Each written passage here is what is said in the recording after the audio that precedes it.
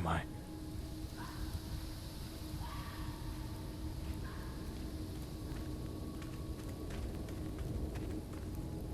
I know it's following me. I can feel it.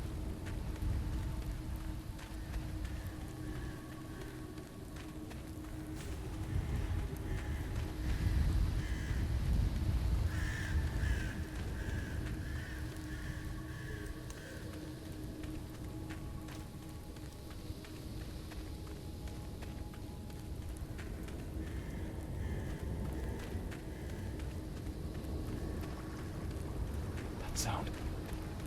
It's coming from the river.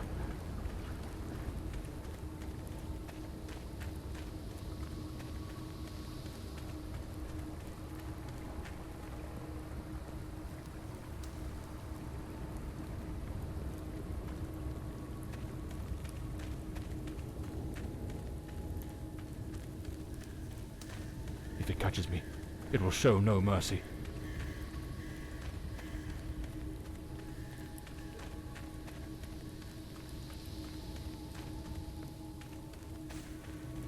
I know it's hidden somewhere in this forest.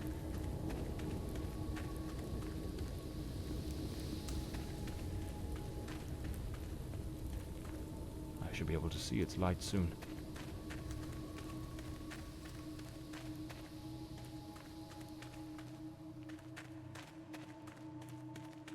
At last, I can gather my strength and plan how to face that monstrous thing.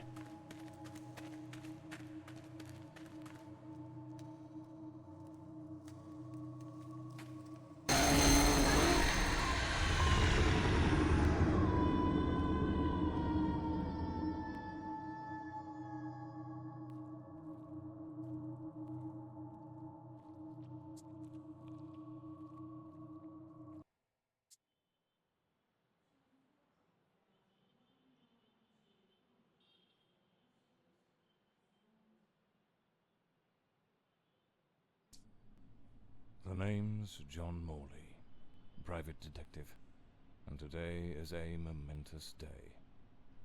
After enduring the most exquisite tortures at the hands of those blasted nurses, and being pumped full of enough medicine to fell an ox, today I'm finally free. Who would have thought that the case of the Red Shoes murder would end the way it did? A stormy night, soaked to the skin, wrestling that brainless killer on a rooftop. Then a slip, and a 5-story plunge. It appears you're awake at last. We had considerable difficulty rousing you earlier this morning, so I deemed it best to let you rest a while longer. I bring you good news. The latest test results are favourable, and the doctor has authorised your discharge. You are now officially ready to go. I have placed your belongings on the table. Oh, and a lady stopped by this morning with some clothes from the dry cleaner.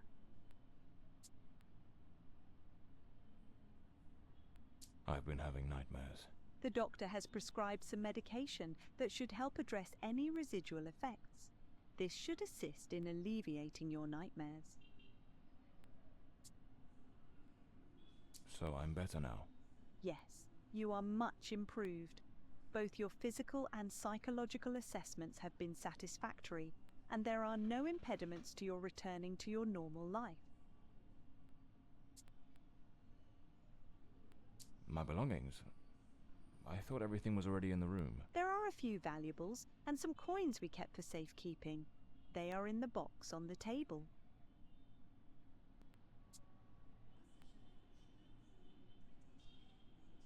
A woman brought my clothes from the dry cleaner. Was it Penny? I couldn't say. She arrived quite early, before my shift began. I've placed the garments in the wardrobe to keep them from getting wrinkled. Now, if you'll excuse me, I have other patients to attend to. I wish you all the best.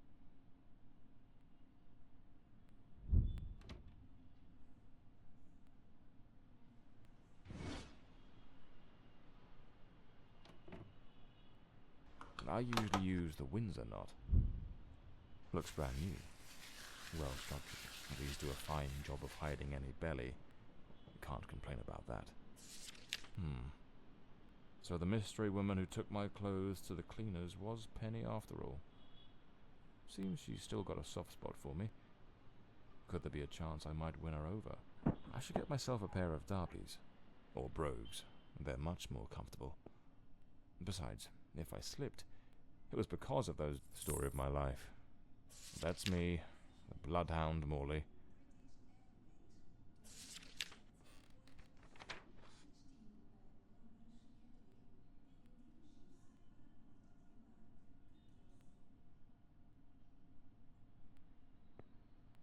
Blimey, it's nearly noon. I must have lost track of time in the trench coat and fedora hat. Every detective... I better get... Blimey, what a fool I took onto that rain-soaked pavement. And to top it off, with that downpour, I ruined my best suit. But, well, that's all water under the bridge now. Quite... There's notes from Penny, my secretary. She must have left it here a few days ago, while I was still under observation. Damn it, Penny. I don't blame her, though. I'm a right mess. I've managed to lose the only two things that kept me grounded. Her sound advice, always spot on, and the faint hope that she might dump Peter and give... I better hurry up. Just like Penny says in her note, I might have a new client this afternoon. And with the way things are going, I can't afford to let that slip away. All right, let's get moving. Today's the first day of the rest of my life.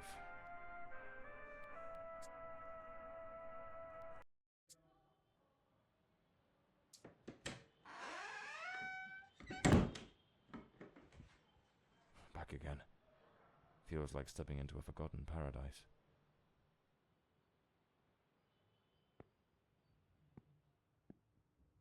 Everything's got that same old charm, and yet feels oddly new.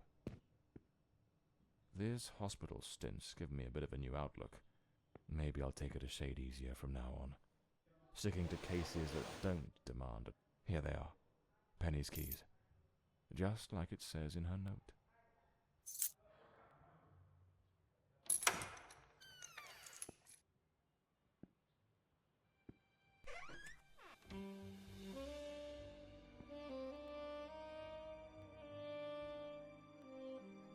Penny's desk. I ought to give her a ring and try to sweet talk her into coming back. So this is Peter. That smug grin's got "Punch Me" written all over it. The murder weapon from the cadaver collector case. Nasty business, that one. The case of the Red Shoes murder. One of the most complicated I've faced. Finally. Case closed. This case is worth its weight in gold. Everything you need for a portable lab. The umbrella with a bullet hole. Souvenir from the marksman case. Nearly lost my hat on that one. This one's a favorite. The jealous lover solved everything with a few blows from an ashtray. Brutal, but effective.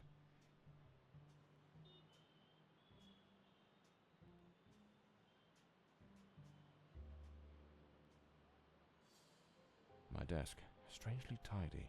Normally it's buried under papers, notes, bits of evidence. Penny must have wanted to leave everything spick and span before she walked out on me. Another one of my cards. But this one has my last name circled.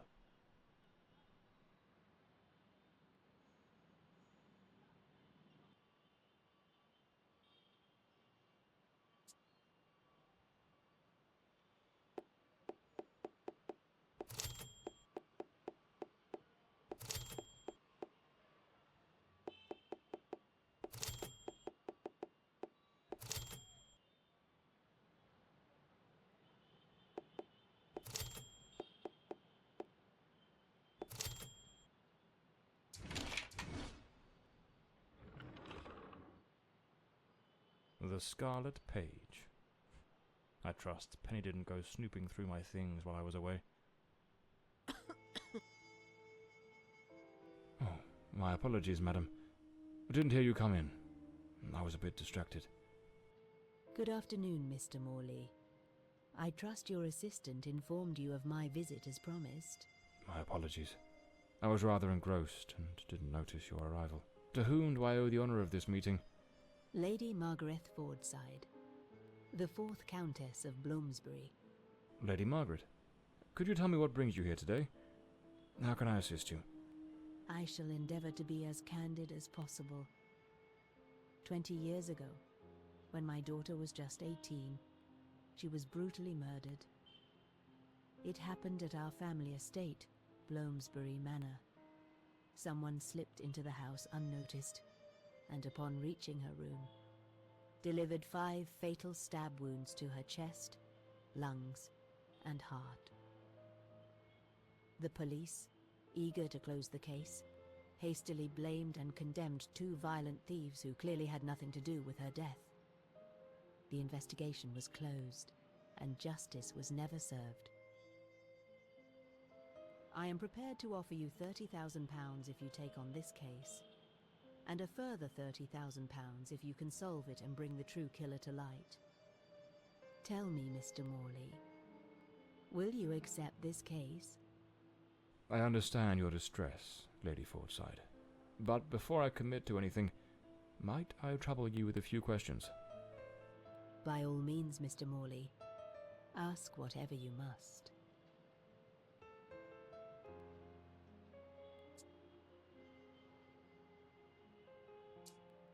A case that's been cold for 20 years. You certainly don't make it easy for me, Lady Margaret. What made you decide to seek out a detective now? For over 2 decades, I've fought tirelessly to have the case reopened, to prove that the real murderer escaped justice, but all in vain. Neither solicitors nor well-meaning police friends, nor even journalists hungry for a dark story have managed to uncover anything. Then one day, I read about your success in solving the case of the Red Shoes killer. Regrettably, I also learned of the unfortunate incident that left you hospitalized with grievous injuries. On the advice of your secretary, Miss Penny, I waited patiently for your recovery. And now, here I am.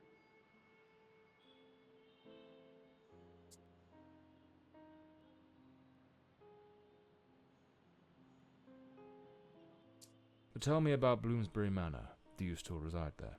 After Elodie's death, I abandoned the estate. I couldn't bear to remain there, to live within those walls. Even now, when I visit the manor, it still feels as though I can hear her footsteps echoing through the halls, her voice humming that old melody, the delusions of an old woman who has mourned her daughter for far too long, Mr. Morley. No mother should ever have to bury her child. Should you accept the case, Bloomsbury Manor would likely be the best place to begin the investigation. I shall not impede your work, as I now reside at Bedford Square, in the heart of the city.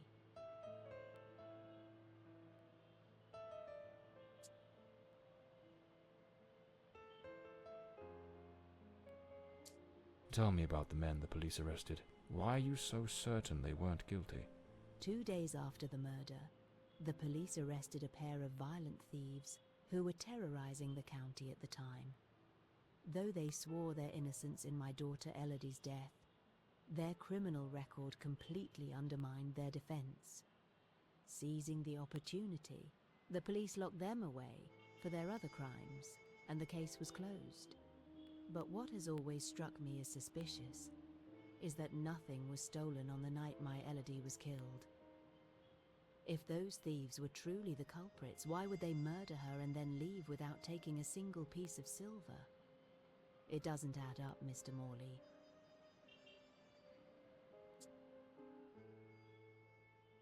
Tell me, were there any witnesses? Did anyone see or hear anything?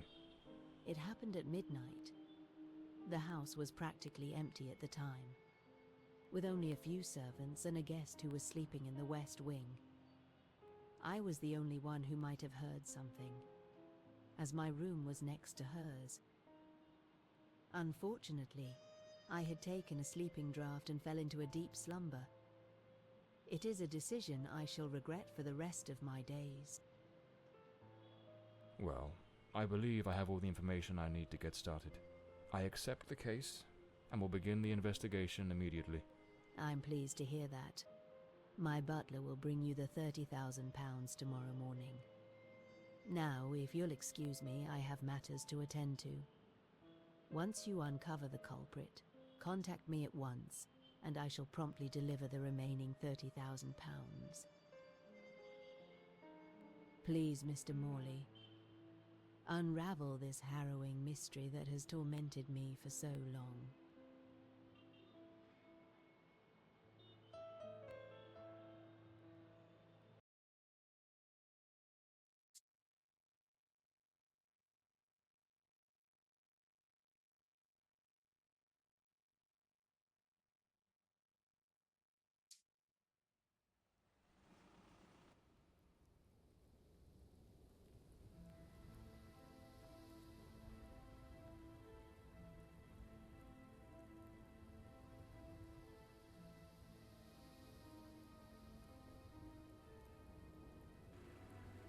As I made my way through the dense forest path, a haunting silence enveloped the air.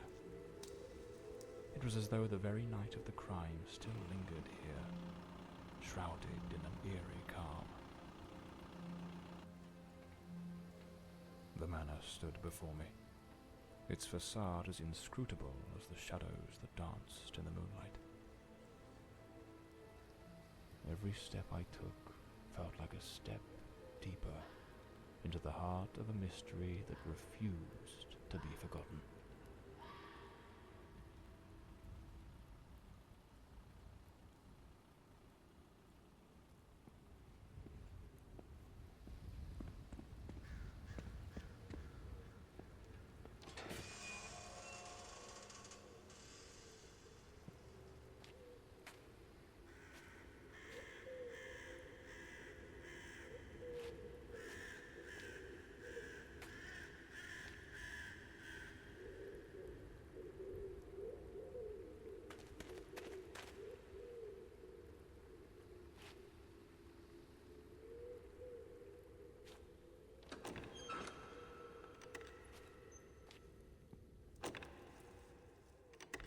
Not a sound. The stillness feels heavy, like it's hiding something.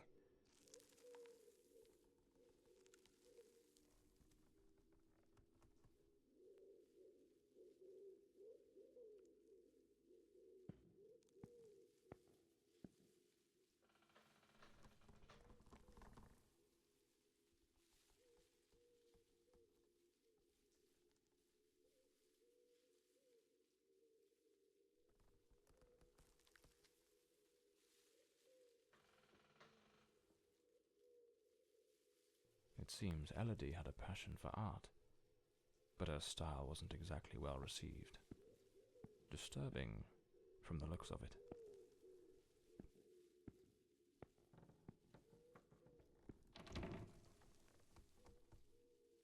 A blue moon, fitting for a place haunted by its own secrets. Looks like the Countess left this for me. It could be useful for getting around the place.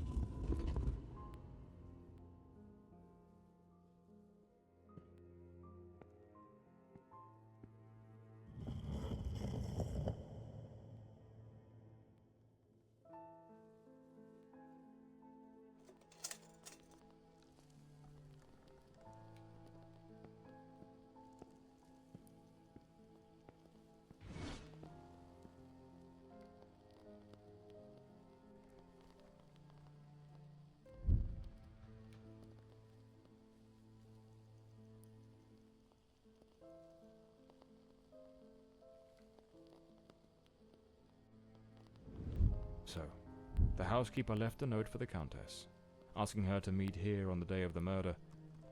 I wonder what truly happened during that encounter. Very well. Let's piece the events together, step by step.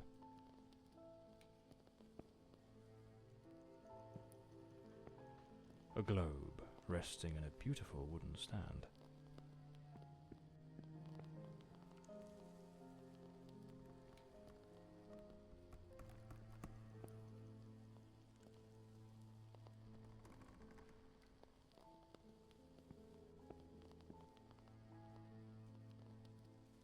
Two chairs. One of them knocked over. The housekeeper's cup is still here. Tea spilled across the table. She never got to drink it. Looks like someone arranged tea in the library that day. An empty envelope. Did the housekeeper hand the Countess lipstick stains? Same shade the Countess wore when she visited my office. It seems they met here. But something went wrong during the conversation. I am very angry. After all these years of service, this is how you repay me? Walking away like this? I'm sorry, madam, but the situation has become unbearable. My bags are already packed.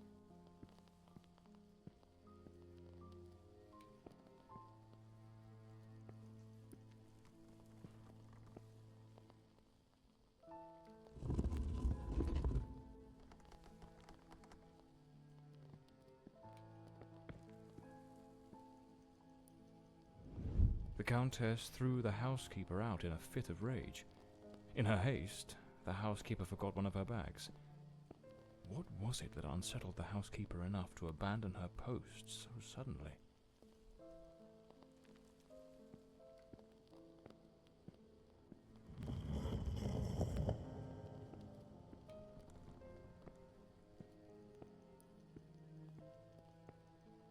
Looks like this is the Fordside family book, showing some of their ancestors.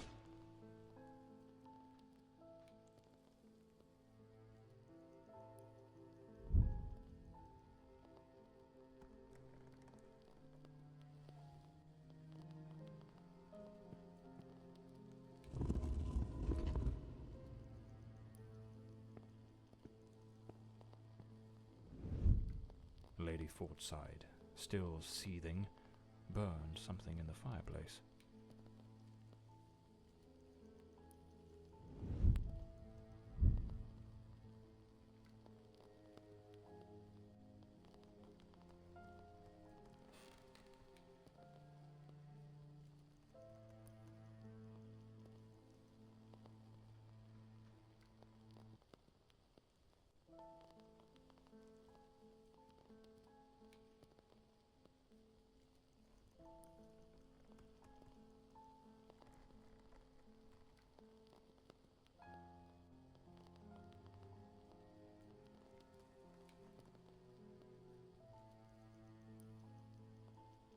The housekeeper resigned. Seems something, or someone, troubled her greatly.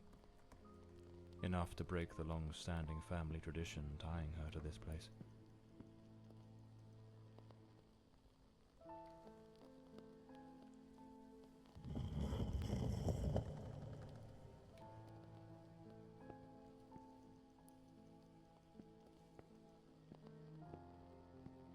The lock has been concealed. This door must open by some other means.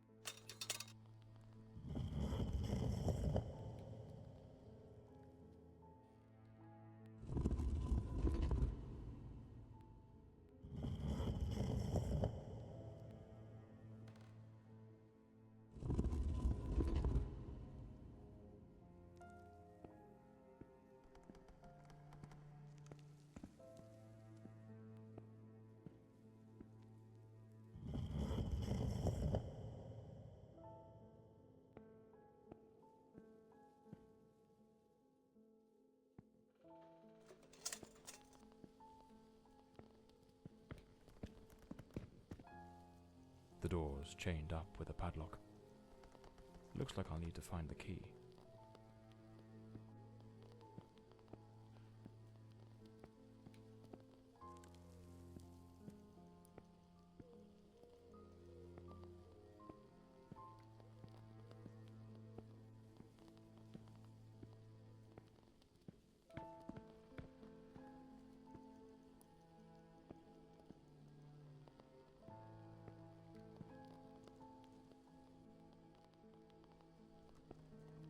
It seems Lord Fordside was a renowned sculptor, though his works were somewhat sinister.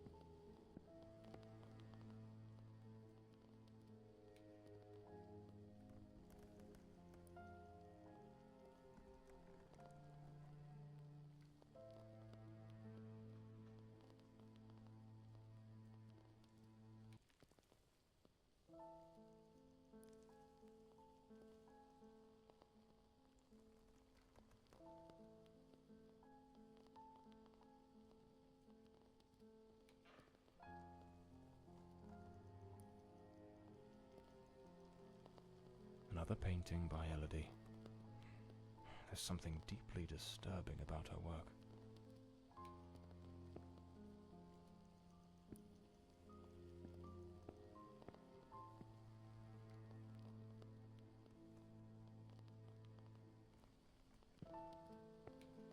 The Fordside family crest, a rampant dragon, a time-honoured symbol across European heraldry, particularly among the English and the Welsh.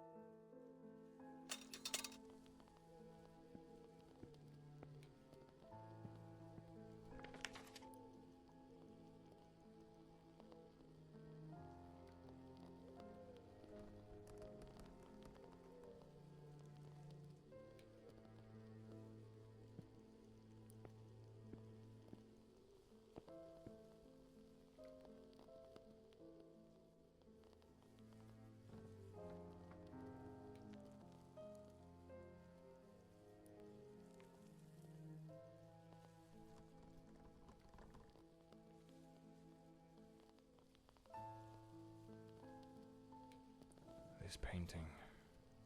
It's rather grim. There's something deeply unsettling about it.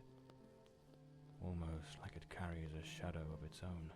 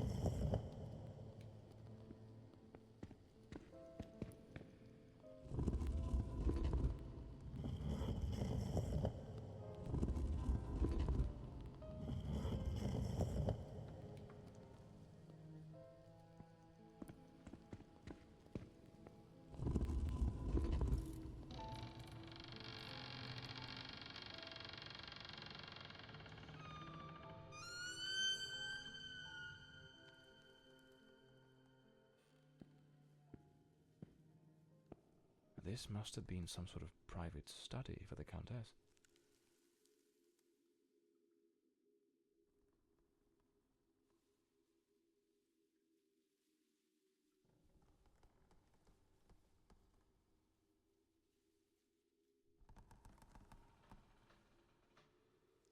Elodie was committed to a psychiatric facility. Lady Margaret and a young woman. I suppose it's Elodie. They look happy. It was undoubtedly a better time. A British passport. Lord Fordside was on an old pocket watch. It probably belonged to Lord Fordside, Lady Margaret's husband. This looks like the key to the main hall. Could be my way into the heart of the house.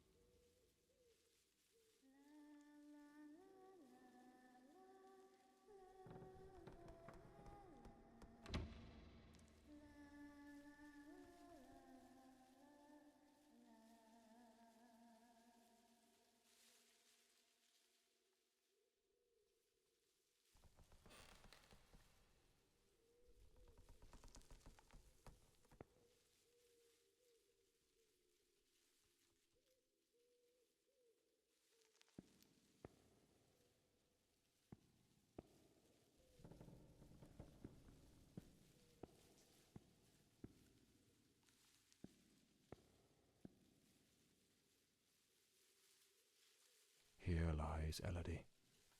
Rest eternally, beloved daughter, beneath the tree that once watched you grow. So this is where Elodie is buried.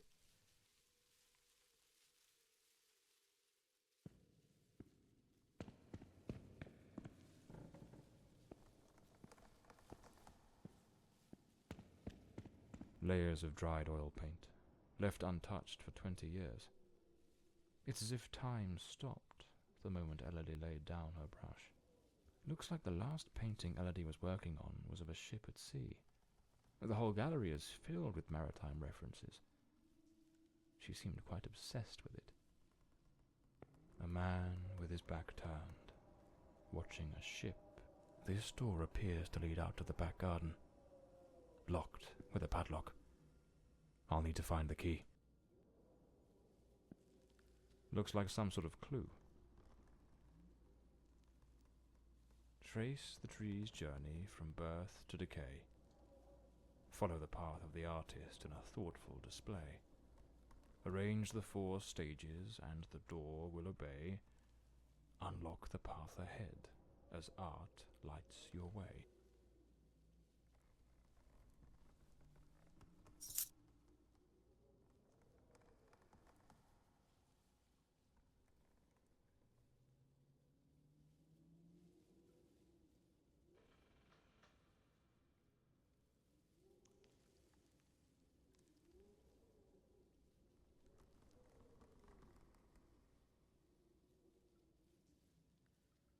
Lady Margaret took special care to secure the house, restricting access to certain areas.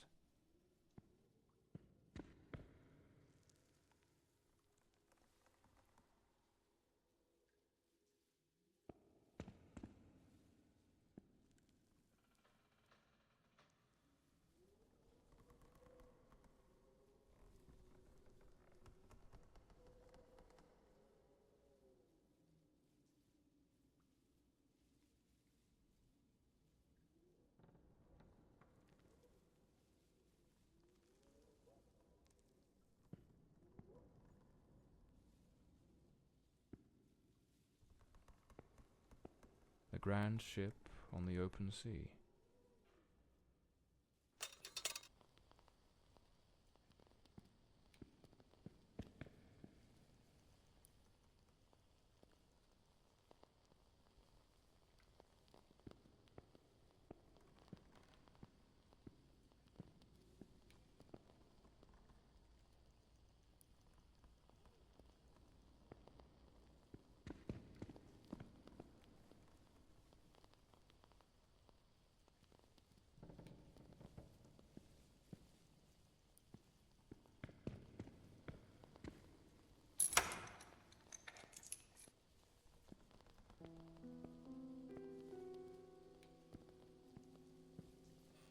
young woman screaming in the middle of the darkness.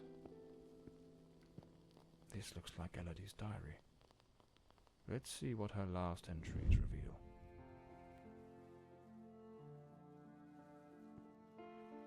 I'm absolutely over the moon. Walter has written to say he is coming. I met him at the Western Sanatorium, and we have grown so very close. He was there recovering from the trauma of a shipwreck, where he tragically lost his companions. By sheer luck, he was rescued, but not before spending an entire year on an island living amongst the natives. He truly is an adventurer.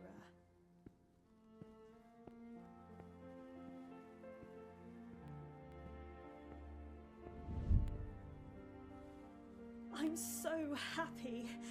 Walter has finally arrived. I must admit, I am utterly captivated by him. I invited him to visit, and he gave me his word he wouldn't fail to come as soon as he was able to leave. And now he's finally here. I can scarcely contain my joy. It feels as though all the darkness has faded away.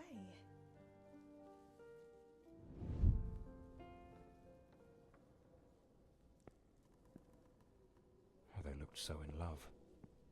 So happy. I wonder what those poor souls. Tragedy seems to have cast a long shadow over this family.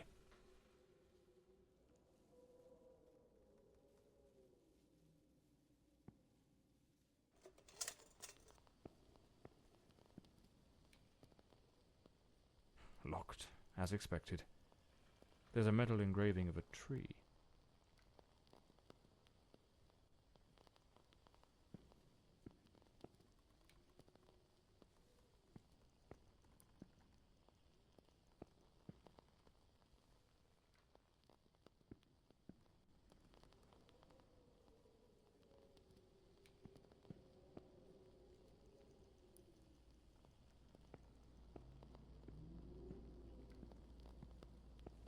Looks like a commercial seaman's yearbook, listing ships and their crews.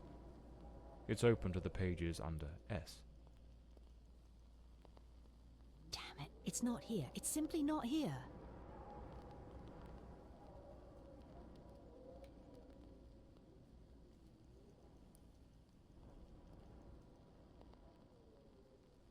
This must be the Countess's handwriting.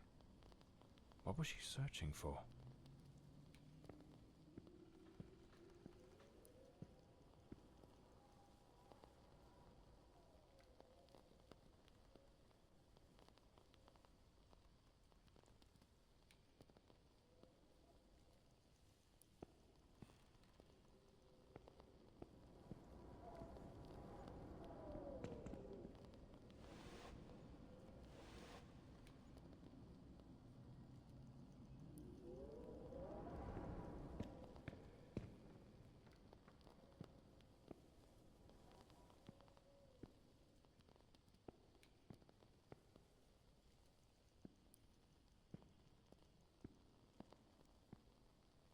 Some of these paintings are really dark and sinister.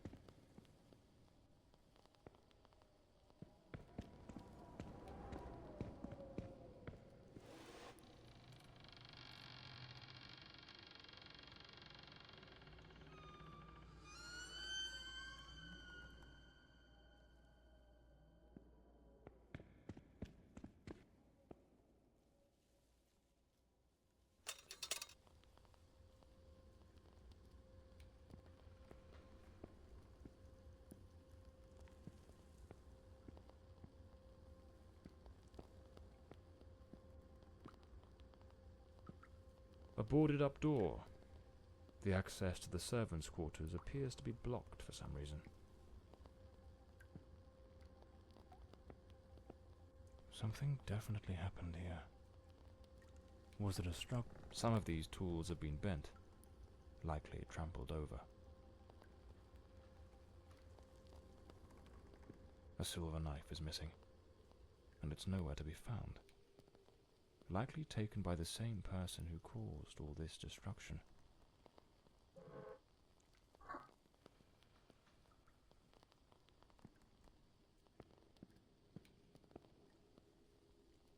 It looks like this vase was shattered. Not just dropped, but smashed with intent.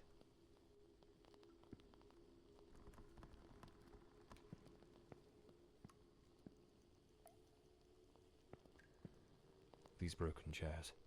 Someone must have held them to the ground with great force.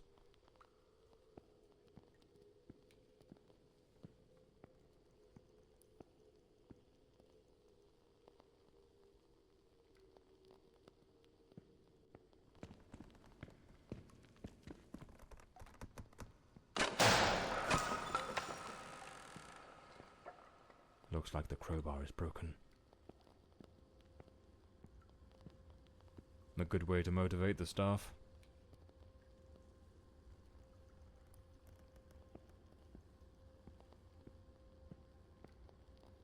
A backgammon board. One of the oldest board games.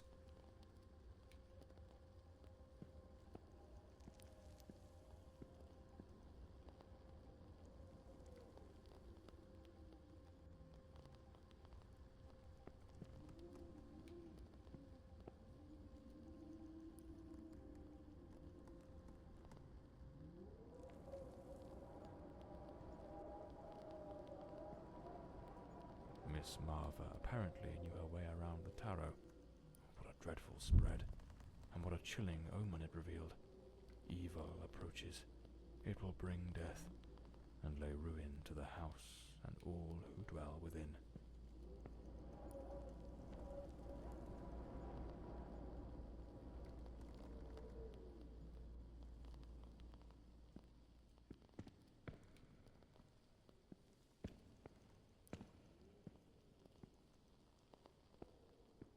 The young maid was an avid fan of actor Valentin Rudolph. What a collection of posters from his films.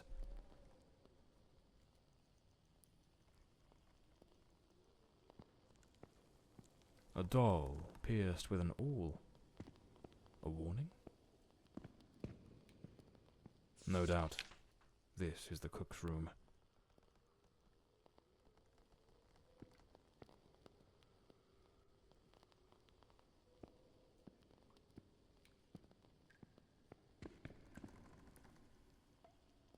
Lady Margaret, after the death of her daughter, dismissed the staff and left the mansion. A pair of blood-stained scissors stuck in the sink basin. Deeply unsettling.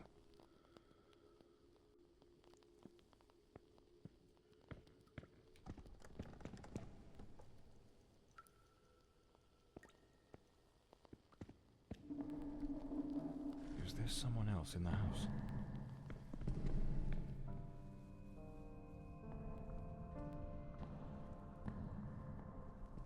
Who the devil is that man? He had a knife. I'm completely in the dark here. I don't think he saw me.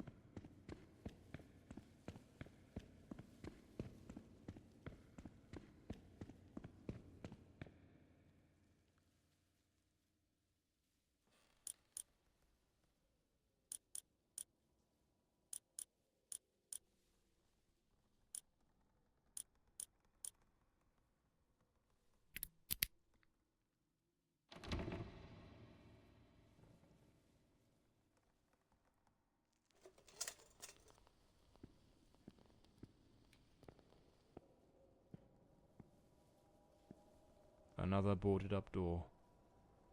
The question is, was it sealed before the murder? And why?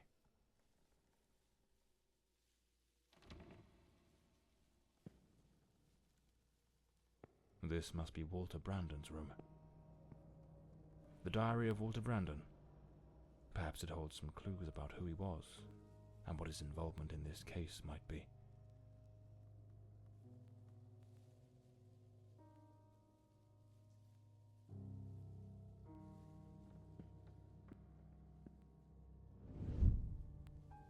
I am terrified that man has found me.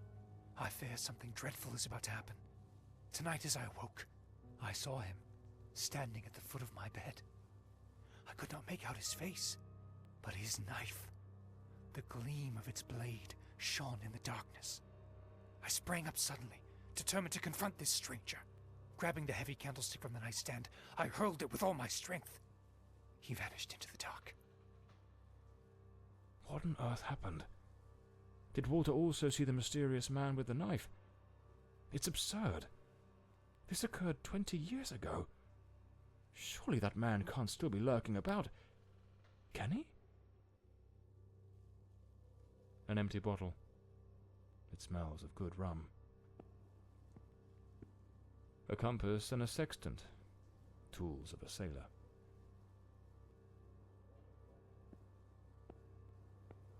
A model ship.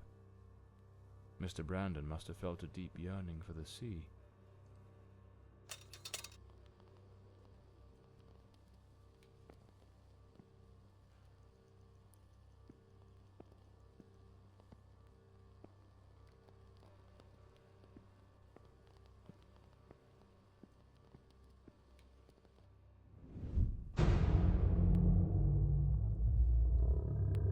Coming here was a grave mistake. He has followed me, watching and lurking in dark corners, waiting to surprise me. I dare not tell Elodie. She would think the one thing I dread most for her to believe. I see him again from the window, watching me. His long hair and beard obscure his face, and he still holds that knife.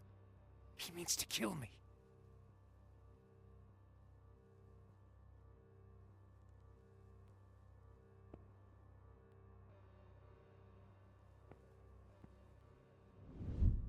I am losing my faculties. It is best I return to the ship. Everyone seems to be conspiring against me. The housekeeper despises me, accusing me of misconduct. Perhaps I'm not a man of refinement, but I know what respect is. Yet this morning, as I woke from my rest, she was enraged with me. It was of no use to tell her I had slept peacefully. An external maid who comes to clean was crying and accusing me of having approached her in an unseemly manner. I would never do such a thing. I am a sailor, a man of the world. I know how to conduct myself.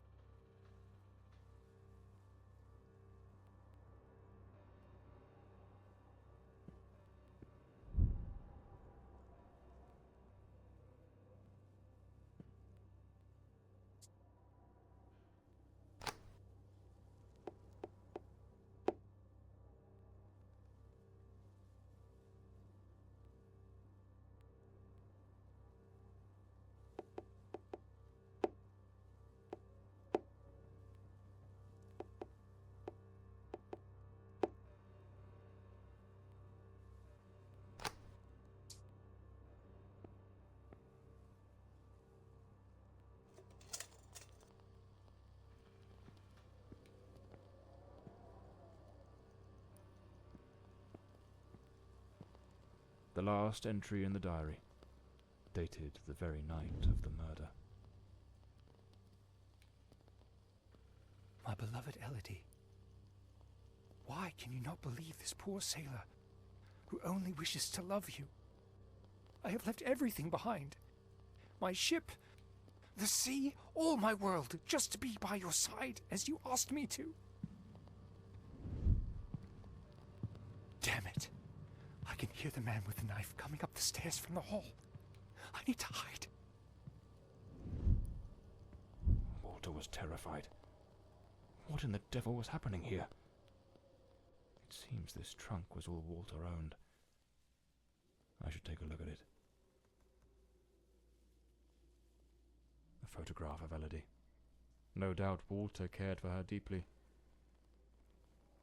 Seems I'm not the only one with a fondness for hats.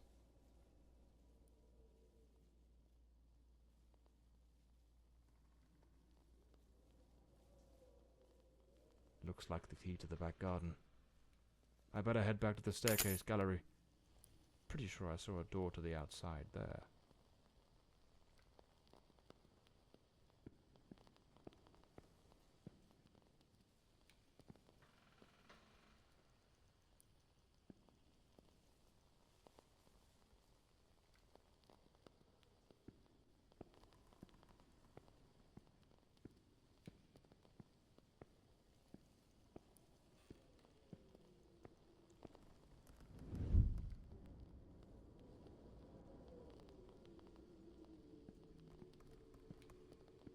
The killer likely fled through the rear door of the house.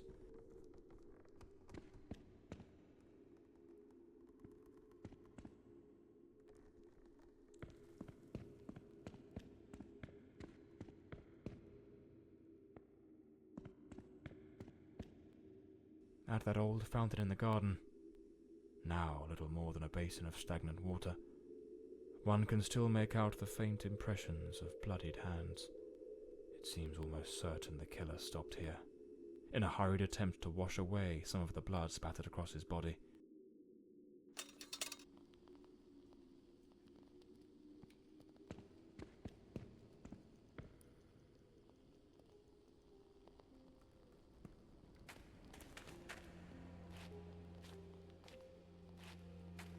Here's the missing kitchen knife.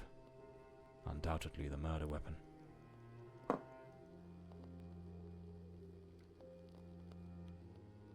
It's clear that the man who killed Elodie discarded his blood-stained clothing during his escape. Despite his injuries, the killer rid himself of anything that might incriminate him before fleeing the scene. The boots, the coat, even the knife. It's a chilling thought, but those very items remind me of the figure seen lurking near the manor, the same figure Walter Brandon spoke of with such dread, and perhaps the very one who was said to have harassed the maid. This ought to do the trick for that boarded-up room upstairs, just by Walter Brandon's room.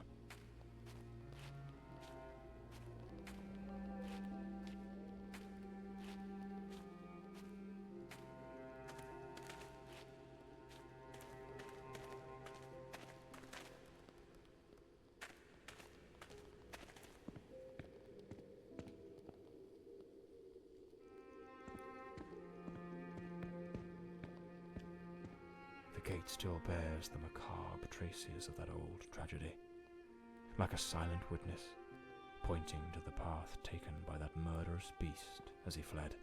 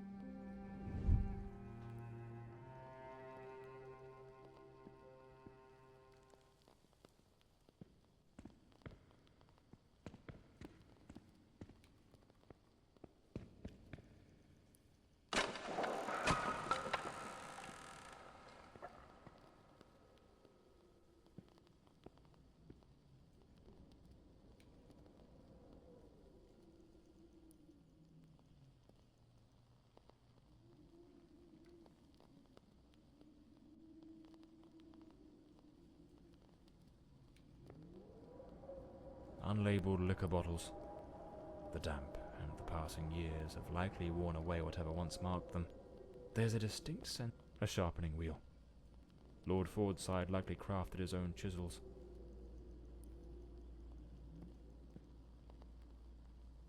Lord Fordside was a gifted artist, no doubt, but his work betrayed a dark and tormented soul. This unfinished fallen angel stirs in me a curious sense of unease, almost repulsion.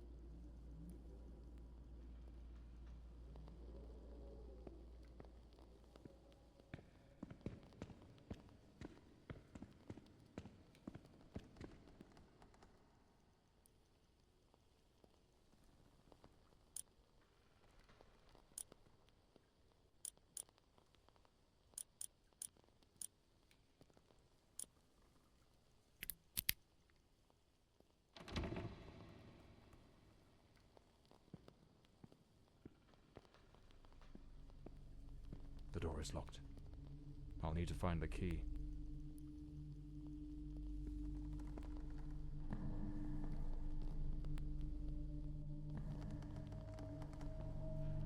Him again? Who the bloody hell are you?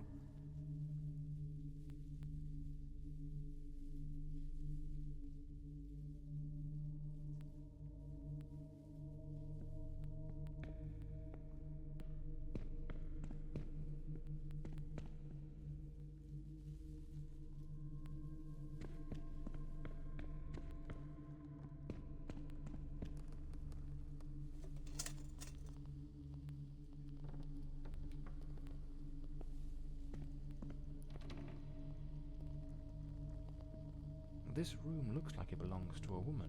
Seems Lady Margaret was reading in the chair that evening. The book's still open. It's a damn fine bottle of wine. No one in their right mind would open a vintage like this and leave it abandoned, unless something rather urgent interrupted the evening. This is a nightmare. I am deeply concerned for Elodie. The housekeeper has long been warning me about Walter. I have made some inquiries, and nothing is as it seems. Elodie remains blissfully happy with him in the house. I am at my wit's end. Since her return from the sanatorium, she has been positively radiant, a true beacon of light. They go out together and seem to have a splendid time. He appears very close to her. This is in stark contrast to the picture painted by the housekeeper, which is a complete contradiction.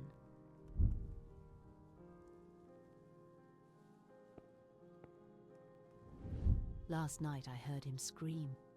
He seemed to be in the throes of a panic attack. I approached on tiptoe to the guest quarters, and then suddenly I was struck with terror.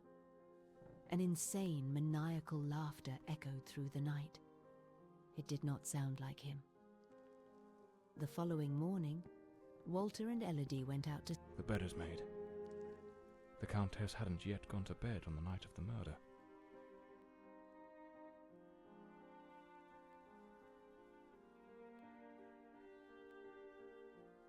Something made of glass has shattered here.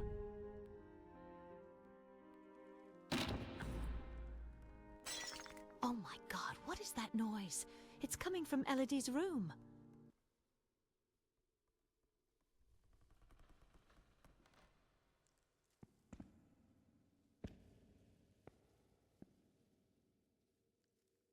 The fireplace tools, all knocked over on the floor. And unless my eyes deceive me, the poker appears to be missing. Oh my God, Elodie! Lady Margaret, quite agitated, grabbed the fireplace poker and rushed toward Elodie's room.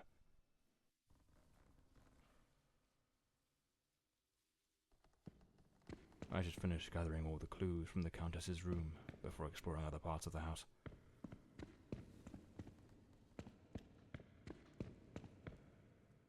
A key. Likely the one to Elodie's room. Lady Margaret lied to me. She hadn't taken any sleeping draught that night. She could have heard the attack and rushed to see what was happening. Why did she hide this from me? The more I investigate, the more convoluted it all seems. I should head to Elodie's room to search for answers.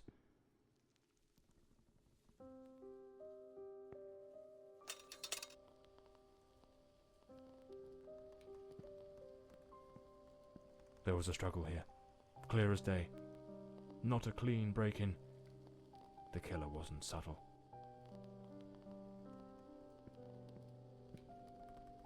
Photograph of Elodie Fordside and Walter Brandon. If my memory serves me right, it looks like it was taken at Westland Asylum.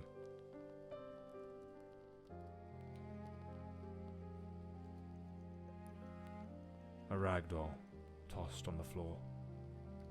I'd wager it used to sit neatly on the bed. Either it was knocked over in the scuffle, or perhaps Elodie dropped it herself in the panic. A pool of dried blood. There's no doubt now. This was the scene of the crime. Judging by the sheer brutality of the crime, We can almost certainly conclude the killer was a man of considerable build. The blood-stained coat, found alongside the greenhouse knife, suggests that the mysterious figure seen loitering nearby may, in fact, be the very same individual who committed the murder. They say the killer always returns to the scene of the crime. But 20 years have passed. Why now? Let's attempt to reconstruct the events, just as they might have unfolded that night, and try to understand precisely what happened.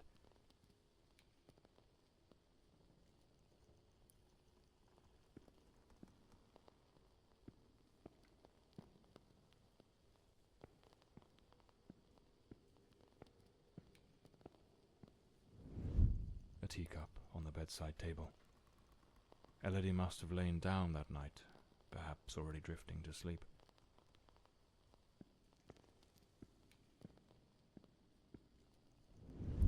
The door's lock, completely broken, indicates someone forced their way into the room, likely startling Elodie awake.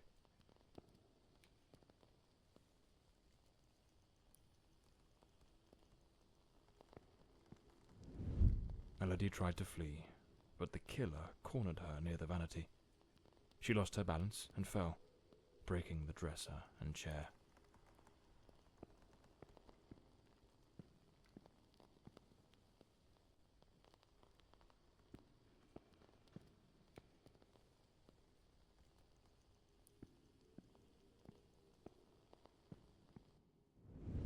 The killer dragged her to the bed against her will. In the struggle, one of the vases fell from the mantelpiece. On the bed, the killer stabbed her mercilessly, again and again, staining the sheets with blood.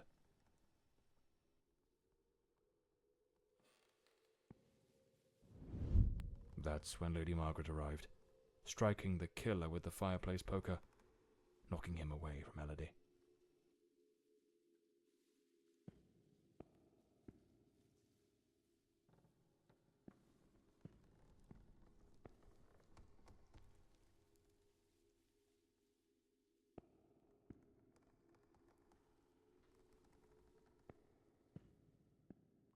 Wounded, the killer fled the scene, but it was already too late.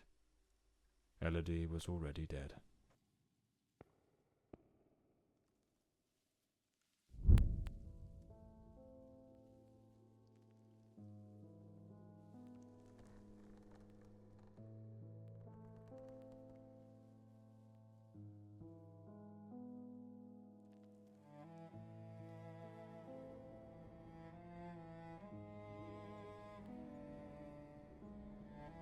The old Bloomsbury mansion. It choked my thoughts. It had that kind of sadness that seeps into your bones like old damp, and that sudden abandonment, so clear before my eyes, looked like a sinister time capsule.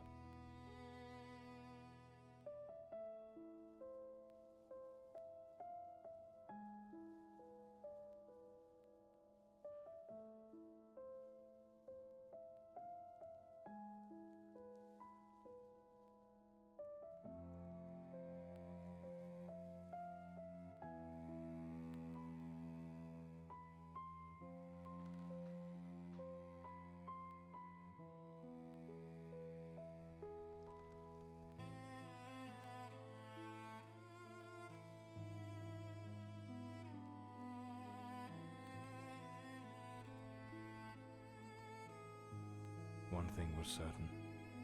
My next move was to dig up answers about the man with the knife, and about Walter Brandon, the sailor from Westland Asylum, an old, forgotten sanatorium that, 20 years ago, was the scene of a meeting between Elodie Fordside and that Brandon fellow.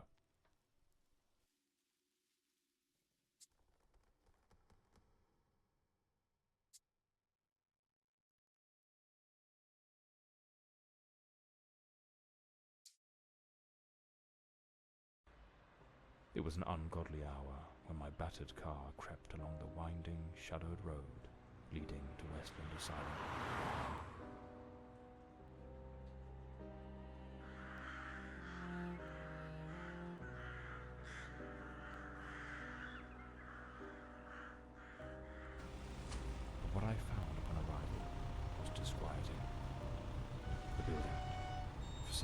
more than a decade remained illuminated. Was it some ancient emergency system defying the passage of time? Or was someone awaiting my arrival